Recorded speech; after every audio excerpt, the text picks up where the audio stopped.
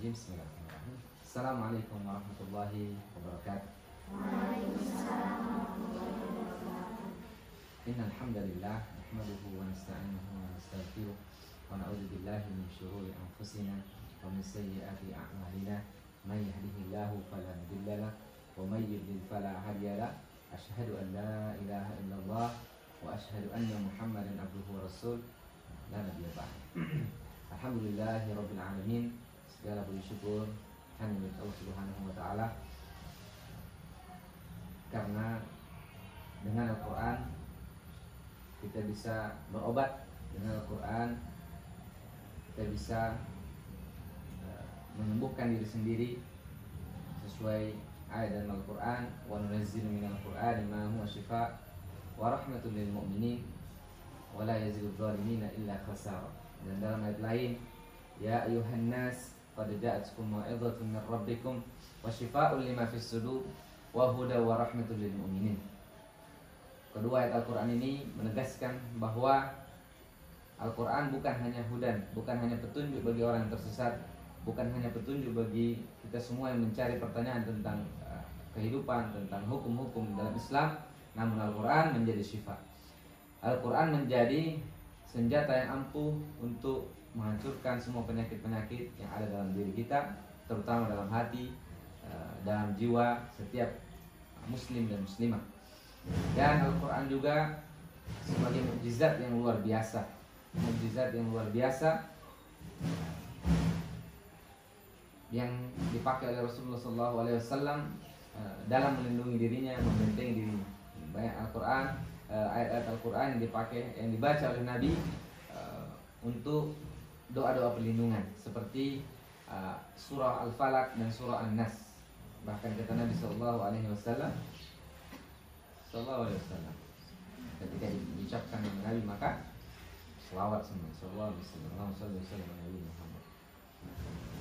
Jadi pernah di suatu saat Nabi melewati suatu tempat yang gelap, angin kencang, bertiup kencang, gelap gulita. Lalu Nabi bersuruh kepada sahabat, bacalah Al-Mu'awwizatain, Al-Falaq dan An-Nas, surah An-Nas. Karena tidak ada doa yang lebih baik, doa terbaik dalam Al-Quran adalah kedua surah itu. Jadi Al-Quran ini sungguh luar biasa. Lebih luar biasanya lagi bagi kalian, setiap hari bersama, setiap hari dibaca, setiap hari dihafal. Maka yang paling dekat dengan Al-Quran sebenarnya adalah penghafal Al-Quran. Namun kenapa banyak penghafal Al-Quran diganggu oleh jin? Nanti kita akan bahas, ya. Lalu selanjutnya kita tidak lupa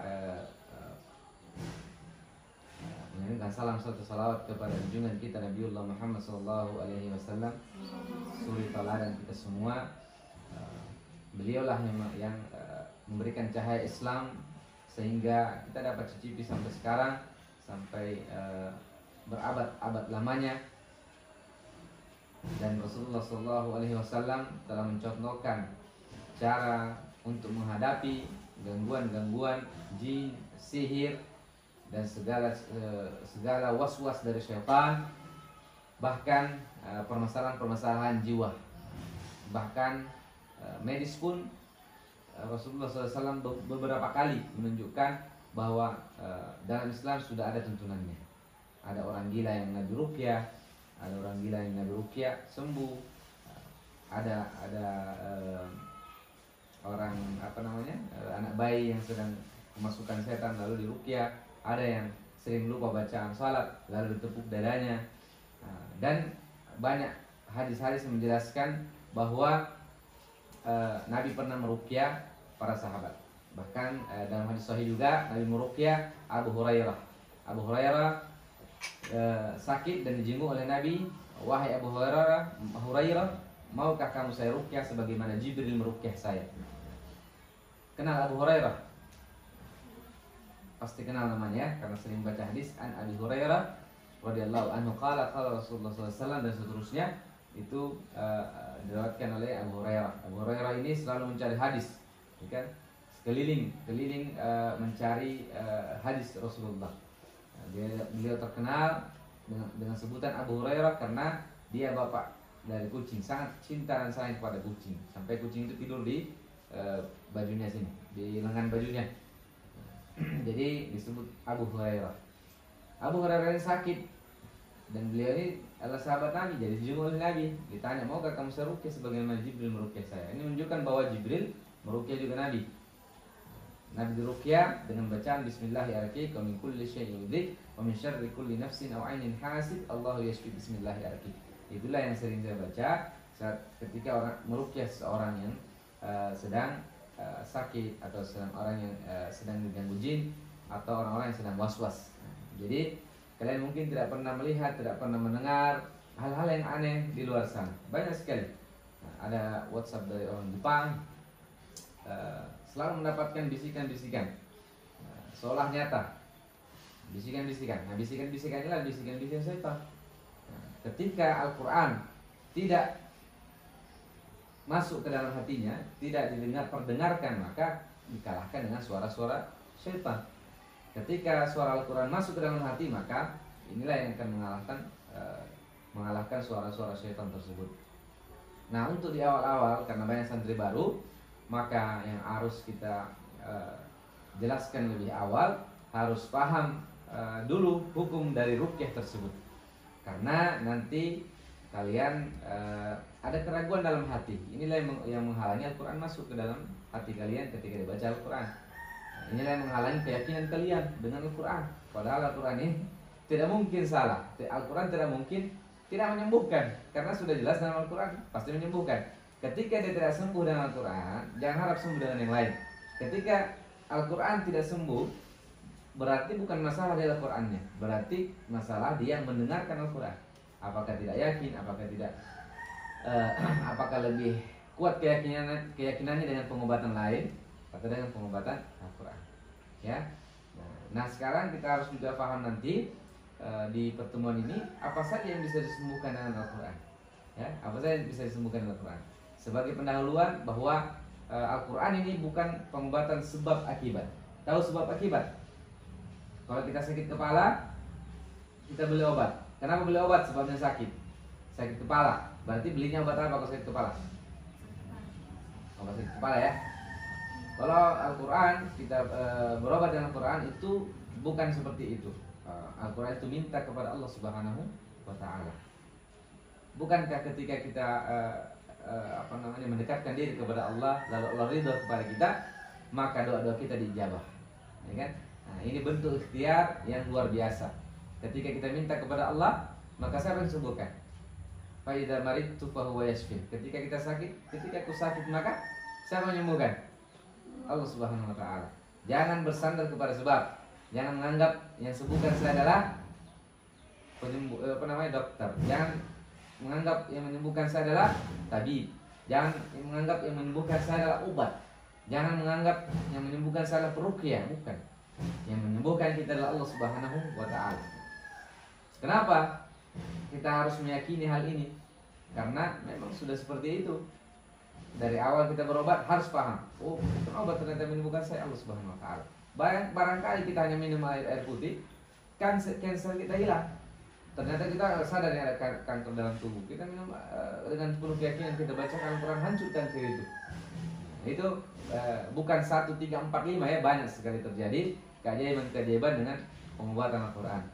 Saya pernah meruqyah orang yang dianggap, berarti kan bukan sekarat, ya, dianggap sekarat. Beliau malam itu bangun dan sholat isya, sekarang masih hidup. Itu 7 tahun yang lalu. Sudah pakai oksigen. Ada juga orang yang banyak sekali kasus-kasus yang saya pernah temui, itu sangat terbantu dengan pengobatan ruqyah syar'iyyah. Nah, kita sebut ruqyah syar'iyyah karena ada ruqyah yang tidak syar'i. Nah, karena ruqyah sebenarnya ya, tidak salah juga yang mengatakan tidak boleh ruqyah, tidak boleh minta ruqyah, karena memang tidak boleh minta ruqyah. Kalau yang ruqyah yang tidak syar'i, ya. Nah, jadi ruqyah ini memang benar, adalah artinya apa? Jampi-jampi, mantra-mantra.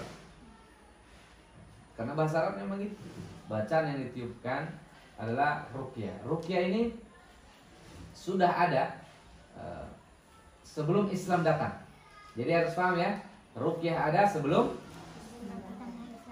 Sudah dengar sebelumnya? Belum ya? Jadi ruqyah itu sudah ada sebelum Islam datang. Jadi dukun ini memakai ruqyah, mantra-mantra, jampi-jampi.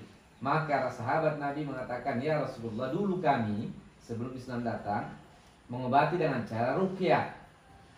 Maka Rasulullah SAW memanggil sahabatnya, ke sini, perlihatkan ruqyahmu kepadaku. Tidak mengapa ruqyah selama tidak ada kesyirikan di dalamnya. Jadi harus paham dulu itu. Ternyata dulu pernah ada ruqyah sebelum Islam ada. Ternyata Islam datang ini meluruskan boleh ruqyah itu selama tidak ada kesyirikan. Patokannya jangan ada kesyirikan. Apa contoh kesyirikan? Bersandar kepada sebab, pakai perantara tertentu dan sebagainya. Kesyirikan kita lakukan, ritual-ritual ini yang tidak boleh, ya. Yang benar, yang sesuai syariat adalah murni menggunakan ayat-ayat Al-Quran dan doa-doa Nabi, ya. Jadi doa-doa Nabi. Ada bacaan-bacaan yang disunnahkan oleh Nabi. Apa bacaan-bacaan yang disunnahkan ketika kita mengobati diri sendiri atau mengobati orang lain? Apa bacaan yang sunnah? Yang tidur nanti saya suruh ke depan, nanti diruqyah langsung di depan. Karena yang tidur itu kesurupan. Kenapa? Ini saya tidak main-main. Kenapa? Karena setan dalam tubuhnya, jin dalam tubuhnya tidak mau anak ini paham dengan ruqyah. Setan dalam tubuhnya tidak mau anak ini mengerti ruqyah. Setan dalam tubuhnya mau anak ini tidur tidak mendengarkan penjelasan ruqyah, tidak tertarik, bahkan tidak yakin dengan ruqyah. Ya, makanya yang tidur kesurupan. Karena bukan langsung tidur. Kecuali kalian sering tidur pagi. Ya? Ya boleh. Maksudnya tidur pagi mudah kamu disihir. Tidur pagi muncul banyak penyakit. Jadi waktu tidur nanti ada kailullah sebelum zuhur, ya. Jadi sekarang waktunya apa? Paksa dirinya dengarkan baik-baik. Paksa dirinya mencerna dengan baik bagaimana ruqyahnya agar kamu bisa menjelaskan kepada orang. Karena di luar sana banyak kasihan sekali tidak padahal bisa sembuh dengan ruqyah, dia tidak mau memakai itu. Jadi kan berdebu Al-Qur'annya di kamar. Tidak pernah dibaca, tidak pernah dipakai untuk menyembuhkan dirinya sendiri, padahal bisa. Jadi adik-adikku sekalian yang saya banggakan semuanya, ruqyah ini adalah sunnah yang hampir terlupakan, ya, sudah hampir punah.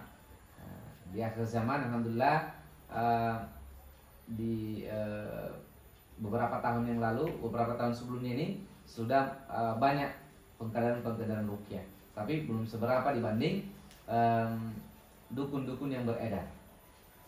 Paranormal mereka bahkan punya di setiap kecamatan, setiap kelurahan. Nah ini adalah PR bagi kita semuanya. Bahkan ada yang berkedok sebagai ustadz, kiai, jadi kan habaib sebagai ini, ya dia mengaku-ngaku atau dia berpenampilan seperti itu. Banyak tertipu dengan penampilan. Bukankah kalian tertipu dengan penampilan di Instagram? Mungkin lihat, oh ini soleh sekali ini dan seterusnya, ya. Kalau seperti itu bisa dibeli, bisa dibuat-buat. Nah, yang tidak bisa beli adalah keimanan seseorang. Jadi untuk mengetahui tolak ukur seperti itu, ya memang harus dilihat langsung dan dilihat pemahamannya bagaimana. Jangan sampai dia mengajak kepada kesyirikan, dia mengajak kepada kemungkaran atau hal-hal yang baru yang tidak pernah ada dicontohkan oleh Nabi dan para sahabat. Ya, jadi kita yang normal-normal saja. Apa yang disuruh baca kita baca, apa yang tidak pernah dicontohkan oleh para sahabat dan dicontohkan oleh Nabi, para sahabat dan ulama, itu tidak usah. Ya kan? Nah, jadi ada batasan tertentu. Bahkan ada dulu sahabat yang meruqyah tidak pernah dicontohkan oleh Nabi tapi dibenarkan oleh Nabi. Ya? Nah, sama pernah dengar tidak kisahnya ini? Yang sahabat datang ke sebuah perkampungan, ada pimpinan kaum yang sakit. Ya, coba ada yang bisa ceritakan? Angkat tangan yang bisa ceritakan, yang mengantuk. Supaya tidak mengantuk. Ada yang bisa ceritakan bagaimana seorang sahabat ini sekumpulan sahabat yang melewati suatu tempat, lalu di tempat itu ditolak, tapi sakit pimpinan kaumnya. Ada yang bisa angkat tangan? Berarti masih sama-sama. Ya, oke. Jadi pada saat itu ditolak oleh pimpinan kaum tersebut. Tapi pimpinannya sakit digigit binatang berbisa. Sudah dicoba pengobatan tidak sembuh-sembuh. Lalu datanglah kepada musafir ini. Nah, ini para sahabat. Adakah di antara kalian yang bisa mengobati pimpinan kami? Mungkin karena jengkel atau bagaimana? Dikasih syarat, boleh. Kalau dia sembuh, kamu kasih saya kambing yang banyak. Pokoknya kambing beberapa ini kan, kambing. Lalu disepakati, oke. Lalu datanglah ke sana ruqyah. Bagaimana cara ruqyahnya? Hanya dibacakan Al-Fatihah. Dibacakan Al-Fatihah, diambil tanah lalu diludahin, diusapkan ke tempat yang sakit. Jadi begitu ya, pengobatan ruqyah juga bisa seperti itu. Kalau ada luka, bisa diambil tanah lalu dibacakan Al-Qur'an. Kalau ini yang yang di sahabat ini membacakan surah Al-Fatihah. Nah, orang pimpinan kaum ini sembuh dari sakit binatang ini, gigit binatang berbisa ini. Nah, ketika itu dikasihlah dia kambing yang banyak. Lalu mau dibagi sama teman-temannya, dia bilang jangan dulu, kita ke Nabi menceritakan. Lalu pulanglah para sahabatnya menceritakan ke Nabi. Nah, lalu diceritakanlah A sampai Z, begini dan begitu. Nah, lalu Nabi mengatakan, dari mana kamu tahu Al-Fatihah itu ruqyah? Dari mana kalian tahu Al-Fatihah itu ruqyah? Berarti Al-Fatihah termasuk ruqyah, tapi tidak pernah dicontohkan Nabi sebelumnya. Tidak pernah diajarkan, tapi dibenarkan.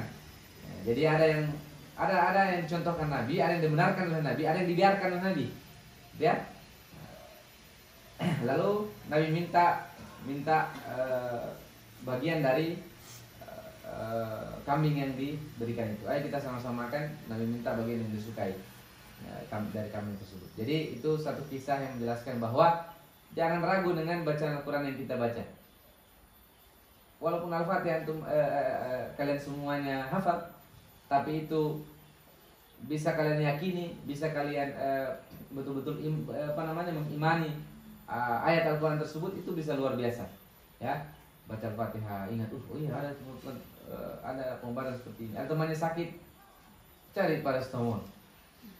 Atau teman sakit, telepon walinya. Langkah pertama kalau kita sakit, apa yang dilakukan? Ada yang tahu? Ya oke. Selama ini bagaimana kalau sakit? Apa yang pertama di benak kalian? Istirahat. Terus? Apa lagi? Minum obat. Tapi cari dulu kan obatnya. Iya. Nah, yang pertama ketika sakit adalah diagnosa dulu. Ya, diagnosa. Saya lupa ya ininya. Saya biasa bawakan materi tentang ruqyah itu ada ada ininya, tahapannya. Tapi intinya ketika sakit, diagnosa dulu sakitnya ini sakit apa? Sakit jiwa atau jasad. Harus bedakan. Ya. Seperti kemarin, makanya saya tanya kalian, lihat betulan apa? Bagaimana gitu kan? Nah, jadi kalau kalian sakit, lihat dulu penyakit jiwa atau jasad. Saya mau tes kalian, sudah paham tidak penyakit jiwa dengan penyakit jasad? Sudah tahu tidak? Tahu? Ya. Kalau sakit apa ya? Demam. Sakit jiwa apa jasad? Jasad ya. Sakit jatuh dari motor, luka. Sakit jiwa apa jasad? Jasad. Sakit kepala? Sakit kepala karena hutang? Sakit kepala karena hutang? Iya ya. Sakit hati karena putus cinta? Gila, tahu semua ini. Saya nonton film Korea kayaknya. Jadi harus tahu penyakit jiwa apa jasad. Oh ini saya karena sakit hati, susah bangun. Nah itu berarti jiwanya udah diperbaiki. Ini karena ditegur oleh ustazah, ditegur oleh pembina, baper. Berarti jiwanya mau diperbaiki. Iya kan? Sakit, kasih bodrex. Padahal bukan karena dia sakit, karena dia baper. Ya, karena dia sakit hati, ditegur. Maka jiwanya diperbaiki. Jadi, tapi ada penyakit penyakit apa namanya jasad berawal dari penyakit jiwa. Apa contohnya? Siapa yang sakit asam lambung? Ini sakit asam lambung, sakit mah, ya. Sakit mah obatnya apa? Jangan stres, jangan banyak pikiran biasanya. Itu siapa yang bilang? Dokter kan? Iya. Iya. Kalau stres apa obat? Sakit jiwa apa jasad? Jiwa. Terus kalau dikasih obat jasad sembuh tidak? Makanya kamu sampai sekarang nggak sembuh kan? Iya. Kenapa? Karena salah pengobatan. Bukan ini kurang tepat pengobatannya. Karena sudah jelas dikatakan bahwa kalau sakit mah itu berawal dari awalnya ya. Awal muncul sakit mah itu dari stres, pikiran terlalu ruwet dan terlalu banyak ini dipikir, maka muncul asam lambung, stres. Jadi jalan selanjutnya adalah dengan ditenangkan dengan Al-Quran. Jadi sudah kamu temukan obatnya sebenarnya, cuma kamu tidak niatkan. Beda ruqyah dengan bacaan tilawah biasa, dengan hafalan itu diniatkan. Mungkin ada orang baca Al-Fatihah dengan merdu, dengan cantik, dengan baik, semua senang, tapi tidak ada apa-apa di bawah. Tidak ada reaksi sama sekali. Tapi mungkin saya baca Al-Fatihah dengan nada yang biasa, dengan nada yang tidak terlalu dipercantik, tidak terlalu diragamkan, tapi orang di bawah kesurupan. Jinnya mulai melawan, ini kan ada yang muntah-muntah keluar penyakitnya. Ini ada yang tadinya malas tiba-tiba bagus, gitu kan? Kalau kalian berat sekali menghafal, berat sekali mendengarkan ceramah-ceramah, berat sekali ikut halaqah, barangkali ada juga jin yang nempel di tubuhnya, yang masuk ke dalam tubuhnya, yang buat dia berat punggungnya, berat kepalanya, matanya berat dibuka, tidur saat mendengarkan ceramah, nanti di depan kalau tidur. Jadi nanti saya taruh di depan di sini ya, di ruqyah langsung. Saya hafal wajah-wajahnya yang tidur. Pokoknya tertutup matanya tidur itu. Selamat jalan. Selamat jalan ya. Ada spanduk di ikhwan itu. Kembali tidur melanjutkan mimpi atau bangun untuk meraih mimpi. Mewujudkan mimpi. Ya. Perempuan atau kalian semuanya ini sangat penting dibekali ilmu tentang ruqyah syar'iyyah. Kenapa? Karena banyak sasaran sihir adalah wanita. Di luar sana banyak laki-laki, banyak pemuda-pemuda yang sebenarnya cuma iseng dapat ilmu-ilmu dari orang ini, cara menaklukkan wanita, begini caranya, cuma dipegang nanti ikut sama kamu. Ini kan ada memang sihir-sihir seperti itu yang akan membuat kalian linglung. Kamu ingat hanya kepada dia, fotonya selalu terpampang, wajahnya selalu kamu ingat dan seterusnya. Bahkan kamu akan rela meninggalkan keluarga, membantah orang tua, meninggalkan tempat menghafal Quran karena disihir. Bisa jadi seperti itu ya. Jadi sasaran sihir yang terbaik adalah wanita, yang paling mudah, karena memang kalian ada waktu-waktu kosong untuk ibadah, ada haidnya, ada saat-saat kalian memang melamun ya. Jadi harus paham dulu sebab-sebab juga gangguan jin. Yang harus kalian hindari apa? Supaya tidak mudah dimasuki jin.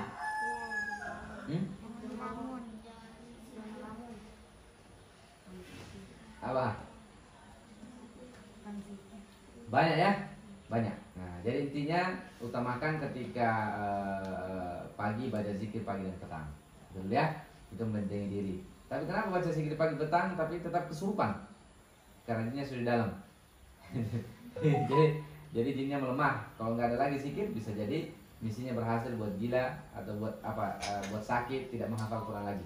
Ya, harus kuat lawan. Kalau sakit di tahfiz itu biasa. Saya dulu pondok pesantren karena sakit juga berat. Kadang ada keluar darah dan seterusnya. Alhamdulillah sehat-sehat. Jadi apa yang mesti kita hindari ketika ingin bebas dari gangguan jin? Semua harus semua Islam sudah mengatur. Ya, buang air jangan di lubang, jangan sampai ada jin di situ. Kalau apalagi perempuan kan sering masak air, buang sembarang air panas, harusnya bismillah dulu, atau buang jangan di lubang, ambil dulu ember sampai dingin baru buang. Nah, kalau kena jin biasanya marah, gangguin kamu. masuk WC nyanyi-nyanyi di dalam. Masuk ke WC jangan lama-lama. Jangan sampai kamu habis 3 lagu. Menghafal Quran tapi menyanyi 3 lagu, aduh. Jadi masuk ke WC bismillah, baca doa gitu kan. Jangan melamun, terus cepat keluar. Buka pakaian, mohon maaf, bismillah. Jadi kalau apa-apa kita lakukan sesuatu kan bismillah ya. Bismillah kalau kita memakai sesuatu. Justru kalau kalau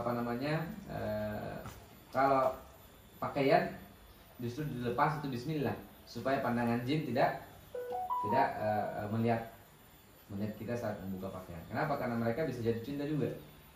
Jadi jin ini harus kalian paham bagaimana cara menghindari gangguan mereka. Kalian harus paham dulu siapa mereka. Jin ini ciptaan Allah Subhanahu wa taala, sama dengan kita. Ya, sama dengan kita. Bahkan dalam surah jin dijelaskan juga mereka itu ya sama seperti kita.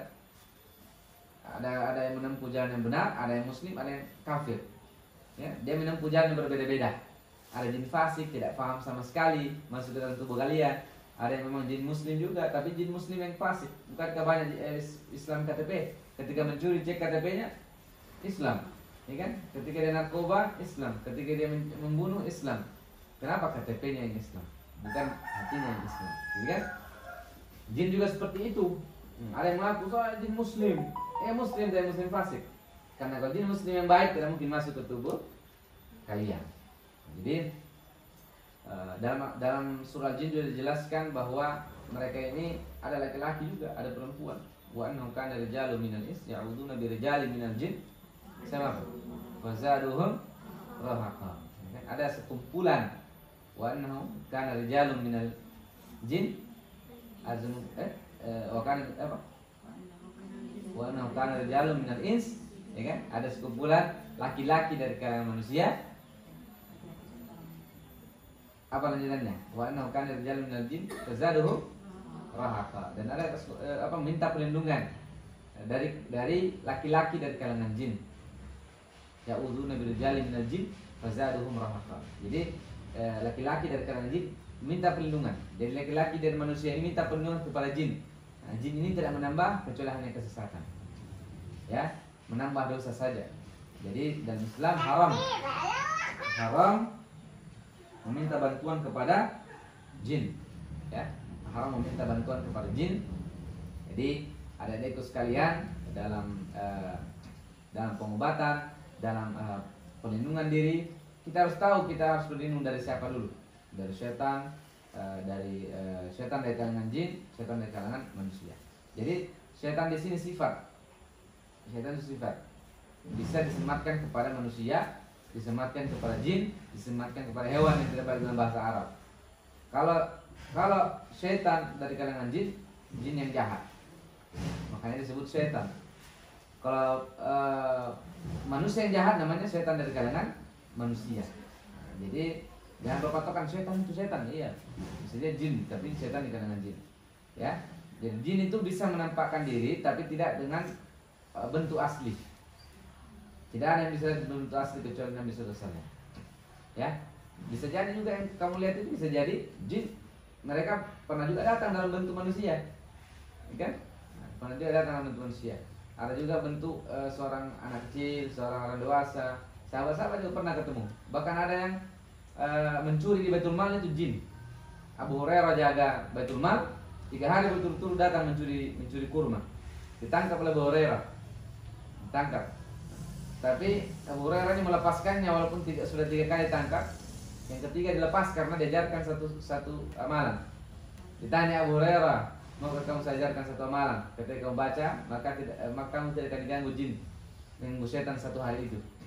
Diajar baca kursi. Ceritakanlah kepada Nabi, ya Rasul, saya lupa. Saya menangkap 3 hari ini, saya menangkap orang.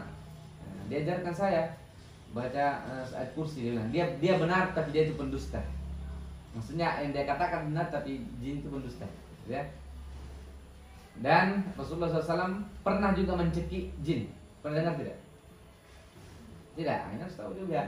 Nah, jadi dalam hadis sahih Nabi SAW pernah sholat lalu bersama para sahabat. Nabi ini mencekik leher jin sampai keluar lidahnya. Sampai keluar lidahnya. Jadi jin ini mau melemparkan bola api ke Nabi SAW.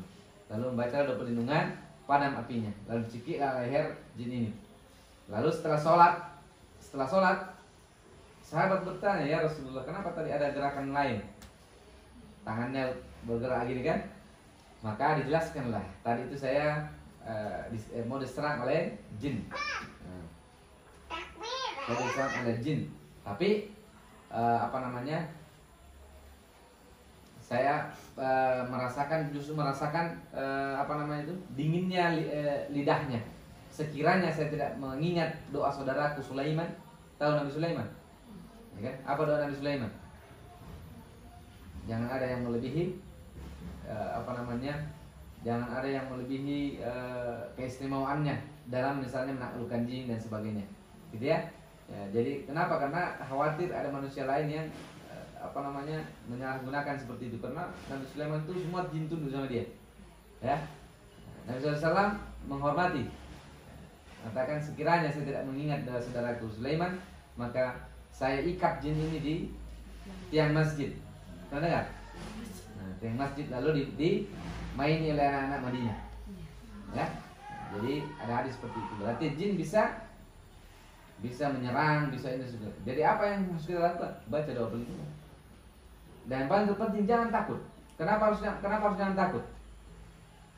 Kalau kamu dimusuhi setan, berarti kamu orang beriman. Ya? Kamu takut atau takut dan diganggu jin. Takut, kalau kamu berani dia takut. Kenapa? Karena jin itu sama seperti kalian diciptakan Allah Subhanahu wa taala. Dan dia takut sama manusia aslinya. Dia takut sama kalian. Kalau kalian takut, pastikan dia berani. Nah, maka selanjutnya tidak boleh ada lagi yang takut dengan jin, ya. Harus berani. Kenapa? Karena punya Al-Quran dalam diri. Karena maksudnya Al-Quran dalam diri, kan setiap hari baca Quran, punya lebih banyak senjata. Mungkin orang sedikit hafalannya cuma bisa baca kursi berulang-ulang, kamu kan bisa baca yang lain. Baca surah jin, baca surah-surah lain dengan niat untuk mengusir. Dalam meruqyah ada beberapa niat. Pertama, niat untuk perlindungan. Niat untuk apa lagi? Apa perlindungan, mengobati, mengusir. Ya. Apa bedanya? Ya kita kalau ada orang sakit nih, ibu kita sakit, bapak kita sakit di rumah sakit.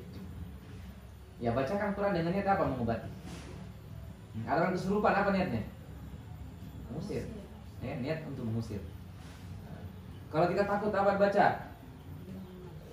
Niat untuk melindungi kan? Nah, bisa juga kita niat meruqyah seperti yang dilakukan Nabi SAW pada Hasan dan Husain, cucunya, membaca uizukuma bi kalimatillahi tamma min kulli syaitani wa hamma wa min kulli ainin lam.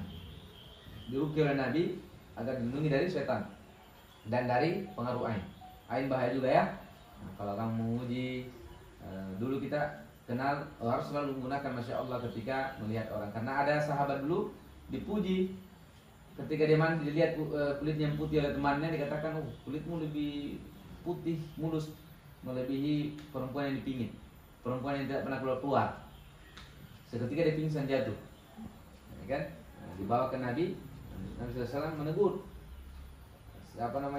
kamu hampir membinasakan saudaramu. Jadi pengobatan air, lalu berwudu, lalu wudu itu dibasahi ke seluruh sela-sela selangkangannya, ya. Lalu dia berdiri seperti tidak pernah sakit.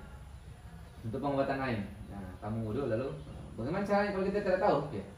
Atau kamu curigai ada orang yang kena air, bisa jadi dia hanya memuji, bukan benci. Kalau ada yang membenci kamu berlebihan lalu memandang kamu tidak baca doa, itu bisa kamu sakit. Ya, kamu dipandang terus terparah dengan kebencian. Nah, ini paling disuka sama ustaz ini. Kamu ingin karena muncullah hasadmu, gitu kan? Apa hasad itu? Tidak hasad. Atau juga hasad. Kamu selalu bilang ke temanmu hasad sama saya.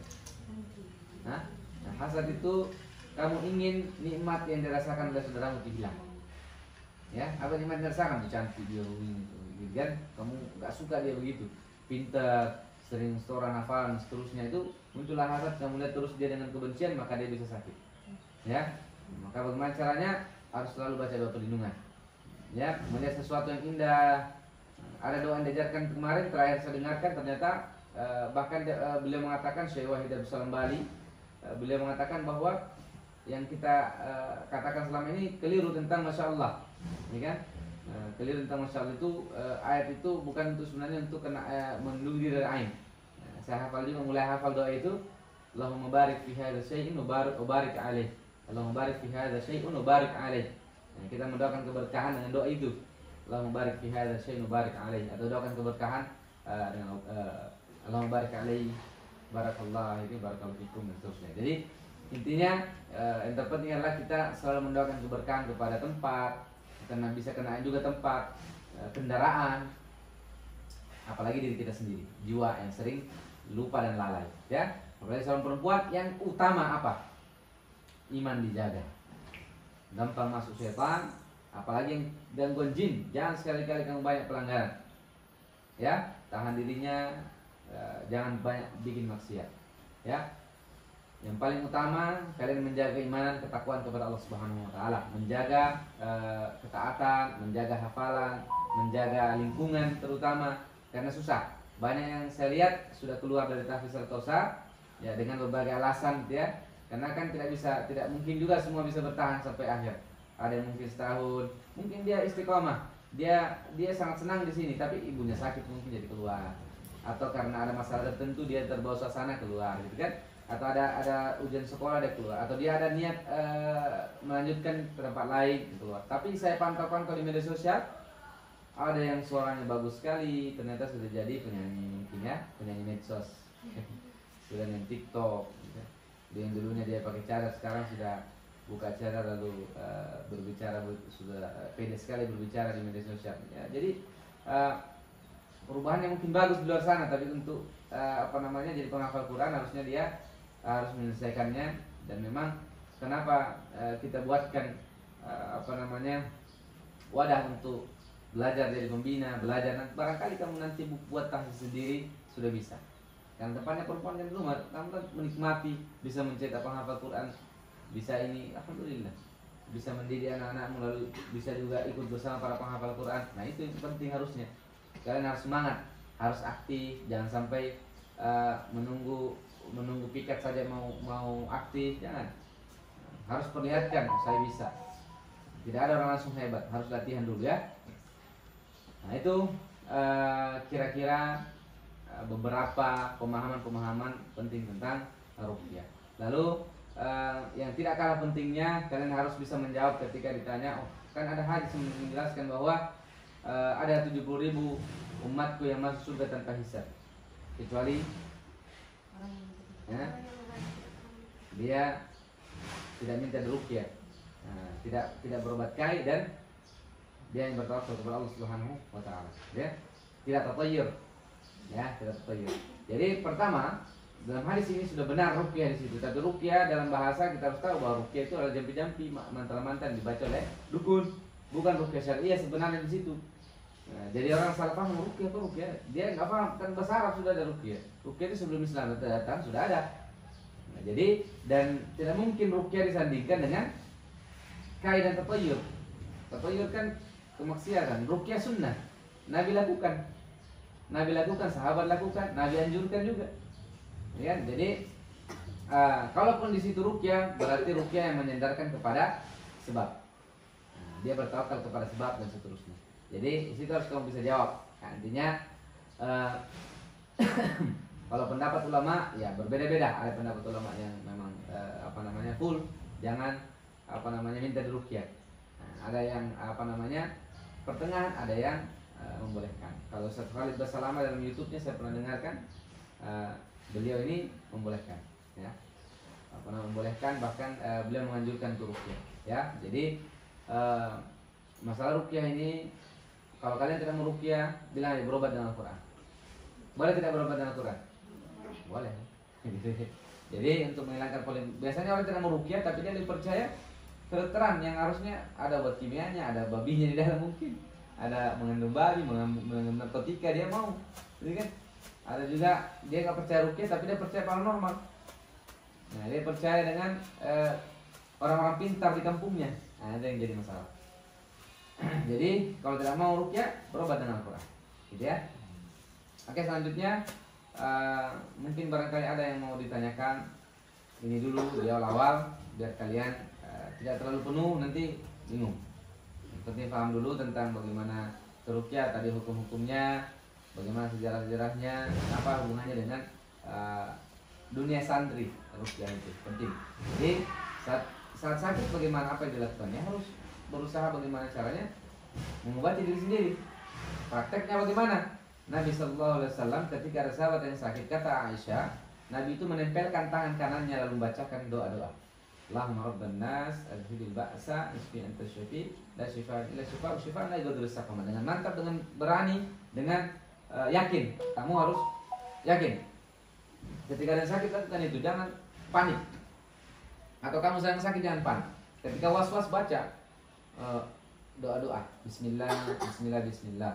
A'udzu bi'izzatillahi wa qudratihi min syarri ma ajidu wa uhadhir. Baca berapa kali? 7 kali. Bismillah 3 kali. Ada 2 versi.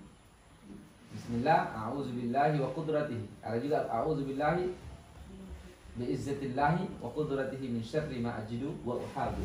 Jadi harus hafal doa-doa seperti itu, ya. Nah, apalagi Allahumma rabban nas, baca a'udzu bikalimatil tammah min kulli syaitanir wa hamma wa min kulli 'ainil lamma. As'alullah al-azim rabbal 'arsyil 'azim ay yashfiyak. Nah, jadi kalian ingat, tempelkan tangannya di tempat yang sakit, ya. Ketika demam juga Nabi sallallahu alaihi wasallam pernah demam sampai pingsan saking beratnya demamnya. Nabi membacakan apa? Al-Mu'awwizatain, 2 perlindungan. Al-Falaq An-Nas. Bisa juga 30. Al-Ikhlas, Al-Falaq An-Nas. Ada beberapa versi. Baca 1 kali, tiup. Baca 3 kali, bisa juga baca 1 kali, tiup 3 kali. Gitu kan? Nah. Lalu usap ke wajah dan seluruh tubuhnya ketika demam atau sakit atau ketika ketakutan atau takut dikena sihir dan seterusnya, ya. Bisa juga membaca potongan-potongan ayat Al-Quran. Wa nunazzilu minal Qur'ani ma huwa shifaa'un wa rahmatun lil mu'minin wa la yazidu adh-dhalimina illa khasara. Baca lagi, ya ayyuhan nas qad ja'atkum mau'izatun min rabbikum wa shifaa'un lima fis sudur wa hudan wa rahmatun lil mu'minin. Bisa dipegang di bagian yang sakit, bacakan Al-Quran berulang-ulang. Lebih baik kamu baca 1 ayat tapi kamu yakini, lalu berulang-ulang, itu bisa menjadi penyembuh bagi penyakit, ya. Al-Fatihah berulang-ulang juga bisa. Alhamdulillahi rabbil alamin arrahmanir rahim maliki yaumiddin iyyaka na'budu wa iyyaka nasta'in, dan seterusnya. Baca sampai selesai. Baca lagi apa yang kamu hafal, yang lain. Apa lagi hafal? Falamma alqaw qala Musa ma ji'tum bihi as-sihr innallaha sayubtilu innallaha la yuslihu 'amalal mufsidin. Dan seterusnya. Baca lagi yang lain. Diulang-ulang. Banyak bacaan ayat-ayat ruqyah yang bisa kamu baca, ya. Yang terpenting ketika sakit maka ingatlah Allah yang bisa menyembuhkan. Jadi tinggal sebabnya. Semua penyakit ada obatnya. Cuma orang biasanya harus tahu sampai ketemu obat yang tepat maka dia sembuh, ya. Nah, dengan Al-Quran, dengan madu, dengan ayat Al-Quran, gitu kan. Nabi juga pernah digigit kalajengking, maka mengambil air dan garam lalu bacakan Al-Kafirun. Qul ya ayyuhal kafirun la a'budu ma ta'budun wa la antum a'buduna ma a'budu, dan seterusnya. Jadi bisa ditiupkan di air juga. Bacaan Al-Quran kita lalu diusapkan di tempat sakit atau pakai kulit. Bisa juga dipakai bidara. Nah, bidara itu sebenarnya untuk orang yang mu'alaf atau orang yang haid, untuk memang buat kulit, ya. Nah, tapi bisa dipakai juga untuk pengobatan sihir. 7 lembar di 7 daun itu, daun lembarnya ditumbuk pakai batu atau blender, lalu dicampur dengan air, pakai dimandi, lalu nanti bilas pakai air. Apalagi banyak data-data juga, ya. Bisa juga sihir dan kena di kulit. Dan seterusnya. Banyak sekali pengobatan yang bisa kita lakukan sebelum mengambil hal-hal yang merusak tubuh kita, ya. Nah, jadi sudah 4 tahun, hampir 5 tahun ini saya selalu menganjurkan jangan pakai obat-obat yang ada efek samping. Jadi saya hanya menganjurkan di ikhwan itu pakai madu, habatus sauda, zaitun. Nah, zaitun juga bisa diminum. Pernah ada yang saya ruqyah tidak reaksi sama sekali, Dia ini sakitnya tidak bisa bicara, tidak bisa minum makan, susah sekali karena ada sariawan seperti cancer. Minum zaitun banyak-banyak. Saya ambil zaitun, bukan zaitunnya, bacakan Al-Quran, bacakan ayat ruqyah, lalu diminum, zaitun itu hampir habis. Tapi 1-2 hari berselang, ibunya telepon, sembuh anaknya, makan dan bicara. Saya ketemu langsung, alhamdulillah. Itu luar biasa. Jadi tidak mesti dengan berbagai macam obat-obat yang aneh-aneh. Ada murah zaitun, ada habatus sauda yang jelas-jelas mengobati segala macam penyakit kecuali kematian. Itu salah satu cara ketika kita sakit. Bagaimana kalau kita lagi malas baca Quran? Bisa juga, bisa mungkin mendengarkan dengan headset ayat-ayat ruqyah, gitu ya. Bisa juga kita ambil Al-Quran, baca Al-Baqarah, kan?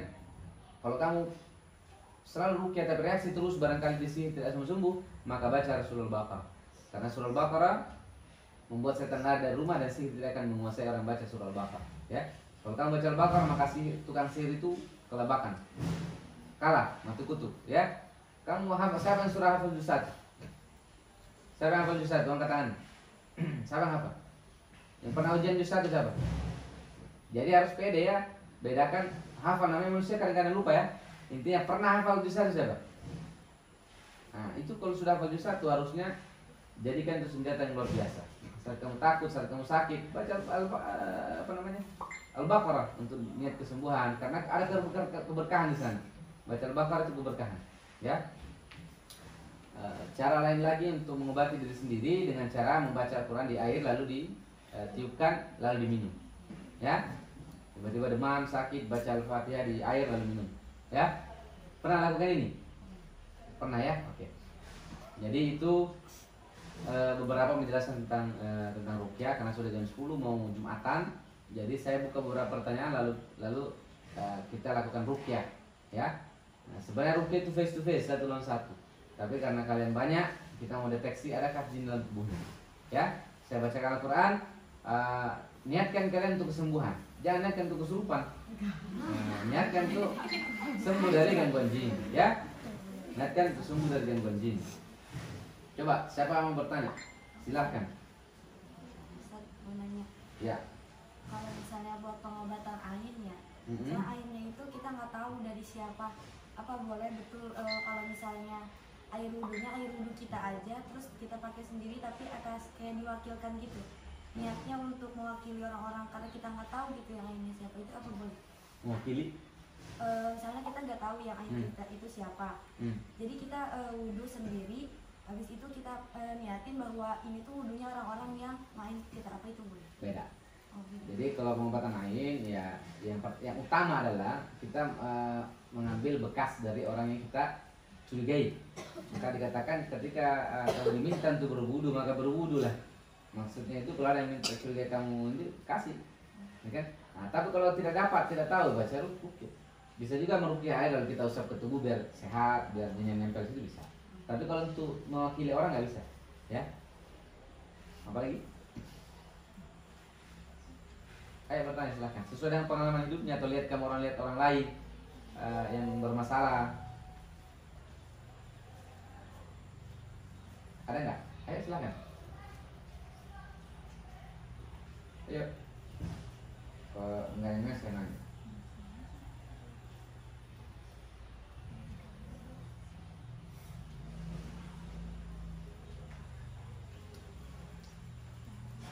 Ayo, nantilah barangkali mau nanya.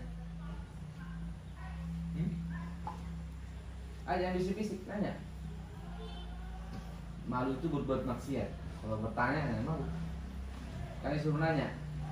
Ayo, angkat tangannya yang mau nanya tentang ruqyah. Sudah paham?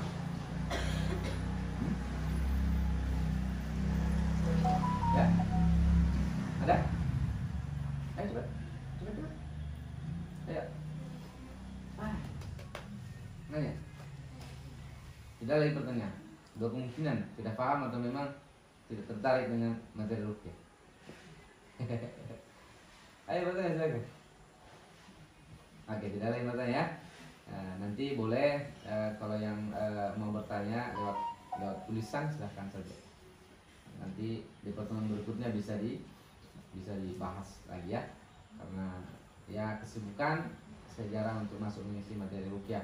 Ikhwan juga begitu, jarang sekali sekarang karena memang sibuk sekali sibuk. Ini karena memang ada kemarin yang melihat-lihat aneh-aneh, berarti harus saya datang ke sini untuk menjelaskan tentang rukyah. Kalau tidak ada pertanyaan, kita bisa mulai rukyah. Siap? Matikan kamera dulu ya.